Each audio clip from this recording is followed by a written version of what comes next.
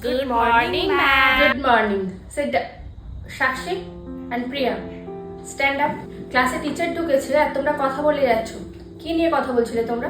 আমি জানতে চাইছি কি নিয়ে কথা বলছিলে তোমরা? আসলে ম্যাম আজকে মা বলেছে যে স্কুল থেকে বাড়ি গেলে পুজোর শপিং করতে নিয়ে যাবে, তো সেটাই আমি ওকে বলছিলাম। এবার না স্কুলের জন্য রেডি হয়ে নে। ও মা, আজকে স্কুলে যাবো না, দেখো বৃষ্টিও আসছে, আজকে স্কুলে যাবো না। ও তা আমি ভাবছিলাম যে আজকে স্কুল থেকে ফিরলে পুজোর কেনাকাটা করতে যাবো। তা থাক, বৃষ্টি আসছে যেখানে আর কিনতে হবে না।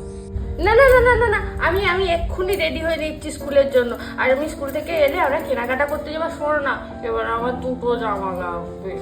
ঠিক আছে, আমি স্কুল যা। Ma'am, ma'am, ma'am sorry ma'am, আর হবে না। It's okay, sit down.